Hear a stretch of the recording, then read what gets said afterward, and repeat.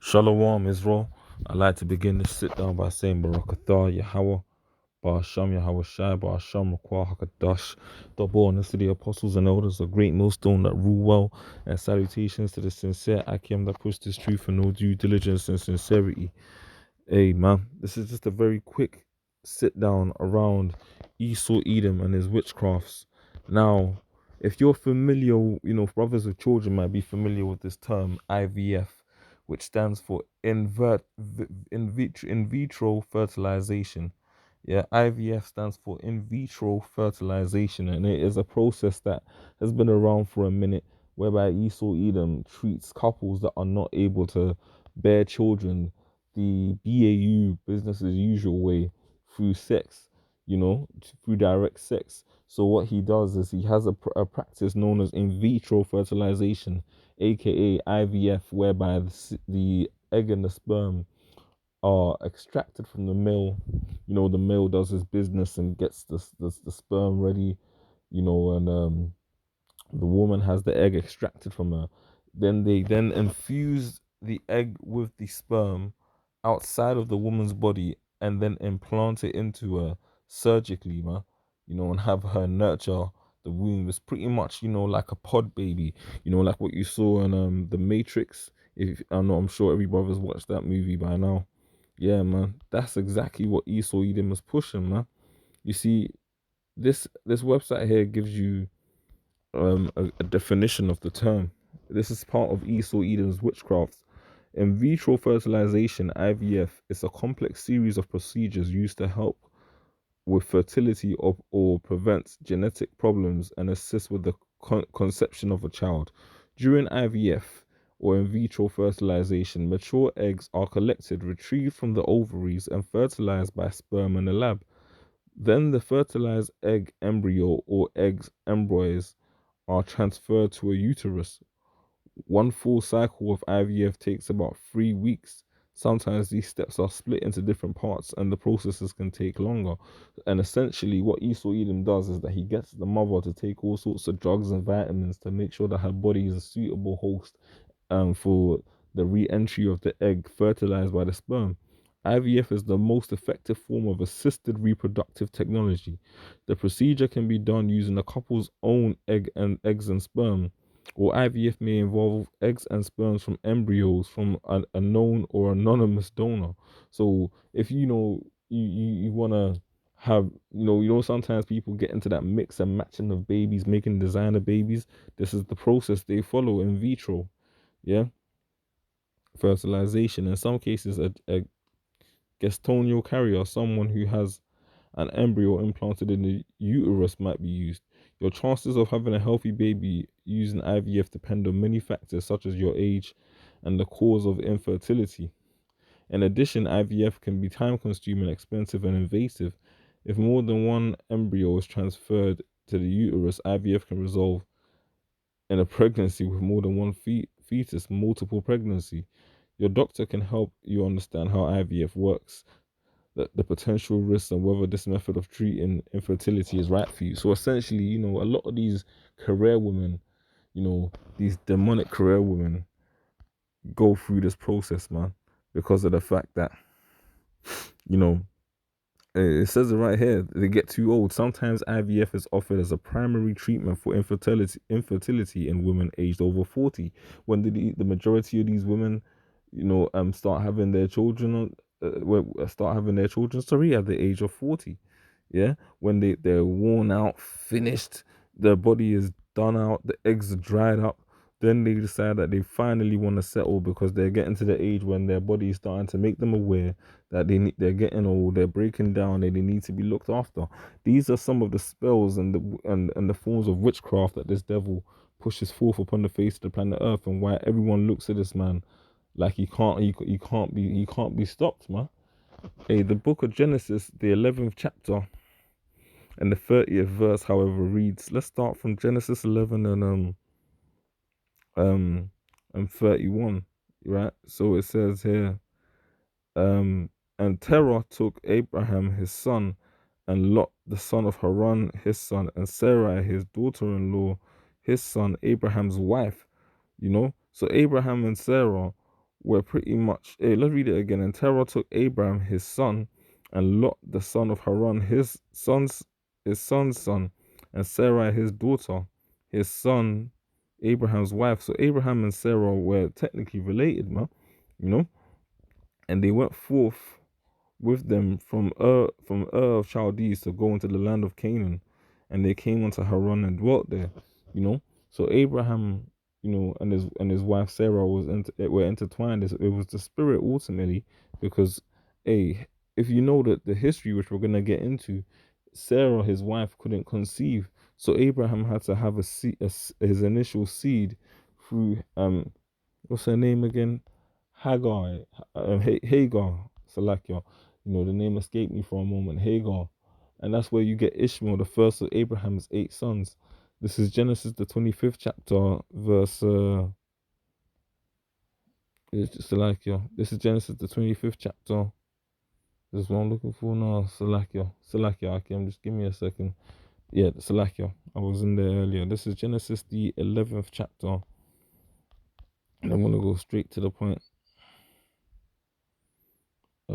Just a second. This is, yeah, so Genesis the 11th chapter. I was in there, but so like you missed the verse.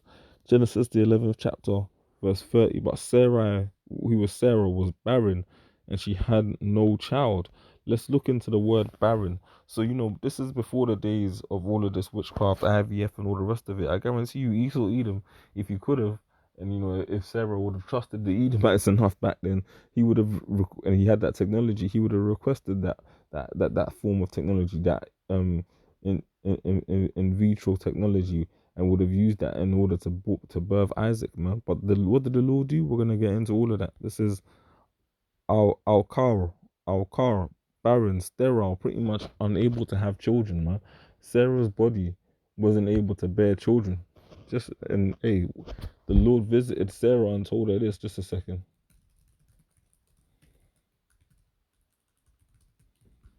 Let's get the scriptures. Salakia.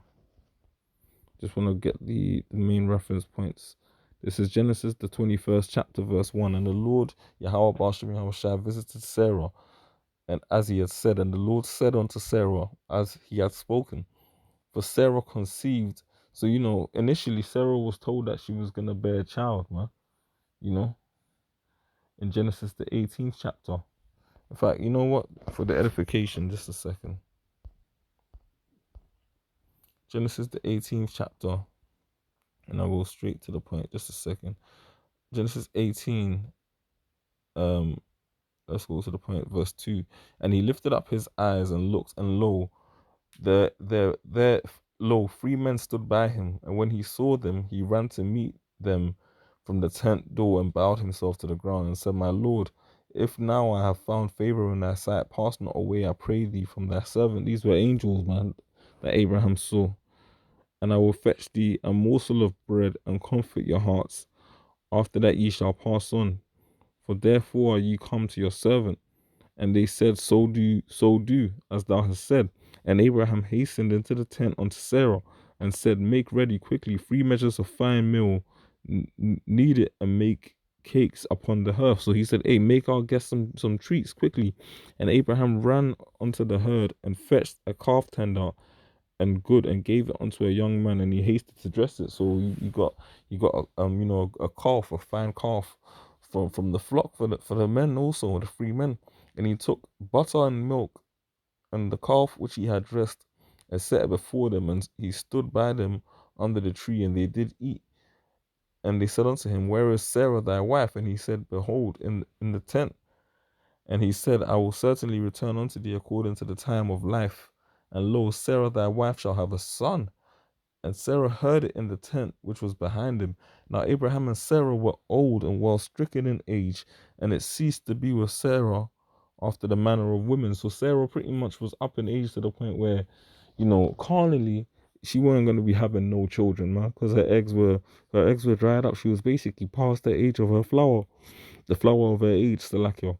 Therefore Sarah laughed within herself, saying, After I am waxed old, shall I have pleasure, my Lord being old also? So how, I'm an old woman now. And Abraham, my Lord's also old, and you're saying that I'm gonna have pleasure and have a child, have the beauty that comes with sleep.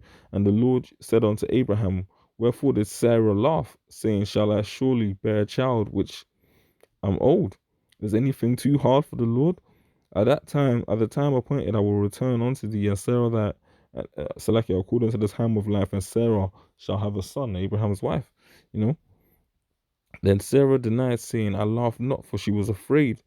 And he said, nay, but thou didst laugh. And you see, that's the power of the Lord, the angels, man. Hey, discerners of the thoughts and the hearts of men, man. Hey, they were able to perceive what Sarah was doing, even though she thought she was undercover. Then Sarah denied, saying, I laughed not, for she was afraid. And he said, nay, thou didst laugh. And the men rose up from thence and looked towards Sodom. And Abraham went with them to bring them on the way. And the Lord said, shall I hide from Abraham that thing which I do? Seeing that Abraham shall surely become a great and mighty nation, and all the nations of the earth shall be blessed in him. So, hey, look at that.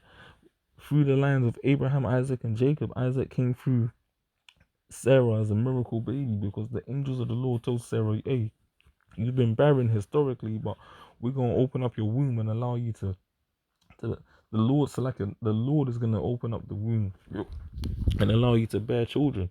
And there was no need for them to perform any surgical enhancements. There was no need for them to physically lay their hands on Sarah. There was no need for them to give Abraham a step-by-step guide of how to impregnate the egg without, physically penetrating Sarah. None of that. They just said, listen, at this point in time, the time of life, it is going to happen through the spirit and power of the Lord. Why? Because the Lord is omnipotent, omnipresent, and omniscient, man. And he controls it. You want to talk about biology, chemistry, and physics. The Lord is the ultimate professor because he created everything, including the devil. Anyway, when we then go to Genesis, the 21st chapter, what does it say? And the Lord visited Sarah as he had said, and the Lord did unto Sarah as he had spoken. For Sarah conceived, despite being of old age, and bare Abraham a son in his old age, and at the set time which Yahweh Ba'ashem Yahushua had spoken unto him. And Abraham called the name of his son that was born unto him, whom Sarah bare to him, Isaac. And Abraham circumcised his son Isaac, being 8 days old, as Yahweh Ba'ashem Yahushua had commanded him, the normal Hebrew custom. And Abraham was 100 years old when when his son Isaac was born unto him. Abraham popped seed and had seed from Sarah at the age of 100, and he was still able to get down and put in that work, right? Hey, and guess what? Sarah still conceived through the spirit and power of the Lord. And Abraham was 100 years old when his son Isaac was born unto him. And Sarah said, Yahweh have made me to laugh, so that all that hear will laugh with me. And he said, who would have said unto Abraham that Sarah should have given children suck? For I have borne him a son in his old age. Look at that.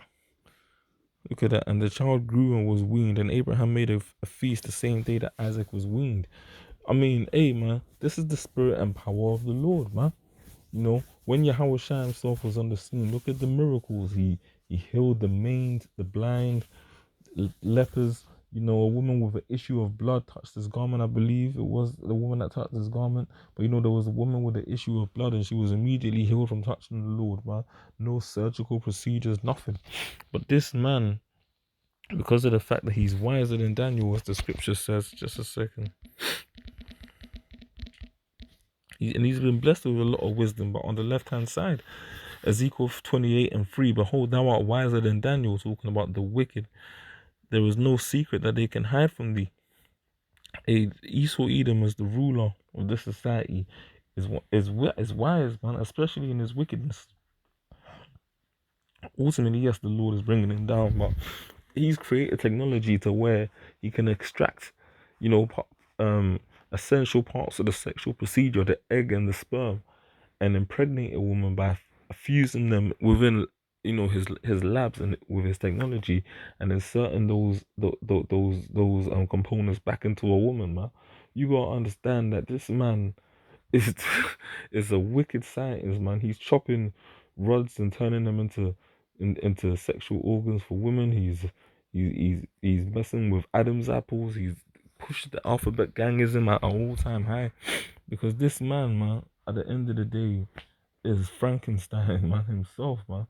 And he's got a bunch of Frankenstein's monsters being the remainder of his people, and the 2/3 of Jake on this side, man. A lot of our people at the end of the day are going to succumb to this man's madness. They've already succumbed to his venom. I'll say that, so this video don't get flagged. They've succumbed to his venom. They're taking their boosters, taking their third shot of the venom juice. They're all about the abortion clinics. And if they're trying to have a child, it's through unnatural means, man, at inconvenient times when they're up in age and past the flower of their age and not in a position to produce healthy offspring. Our people are completely lost. True to Hosea 4:6, we are destroyed for a lack of knowledge, man. And this man, this devil, that pursuing to Second Thessalonians, the second chapter, sees himself as the Most High, you know, that puts himself in the temple of the Lord, showing himself that he is the Lord, inventing new ways for women to give birth without normal sexual reproduction, trying to redefine what gender is. This man is literally, man, deceiving people by the miracles that he's been given the power to do. But that's why ultimately 2/3 of our people trust in the shadow of Egypt, because they're the same spirits coming back, following the ways of the heathen. But this heathen Esau Edom is gonna go down in a great way, man. He's gonna have that perpetual hate he's got for Jake flip back on him, man. And none of his wicked ass science was gonna save him. You see, Esau Edom had it to where he had to come up with this mad trial and error experiment, and even then it doesn't guarantee a healthy birth. All the Lord had to do was go on to Sarah and say, you're gonna conceive in your old age. Even Rebecca, man. Rebecca was told straight, hey, you're gonna have two nations in your womb. You gotta understand, like, hey, biologically, Sarah had issues giving birth, man. She wasn't able to conceive, and she got up in age. Really and truly, she was worried, because she, as a woman, she understood, man. Hey, she got to go through the birth pains. She was an old woman at the time. She had to worry about whether she was gonna be able to give suck to the baby. She had to worry about um producing a healthy offspring when her body was getting weaker. And ultimately, what did the Lord do? He produced Isaac from her, man. And through Rebecca, Jacob, the forefather of the Israelites, came out alongside the devil Esau Edom. But that was ultimately so the prophecy could be fulfilled, even though Esau came out first. You know, hey, the Lord is beautiful, man. He's created the fibers of our DNA, man, to the point where, hey, if the Lord wants to give us those spiritual powers, man, he wants to give us the ability to breathe underwater, to fly, mount up on wings as eagles, to run and not go weary. He can really do that, man. He had an old woman conceive seed. That is impeccable, man. Abraham was 100 years old and he still was able to have a son. That shows the power of the Lord, man, and that should bolster your faith. That as the left hand side continues to rise up, the right side is also going to do its thing, man, through the spirit and power of Yahweh Ba'ashem, Yahweh Shai Ba'ashem Rakadash. This devil and his witchcraft will never prevail when deceiving the elect. Shalom.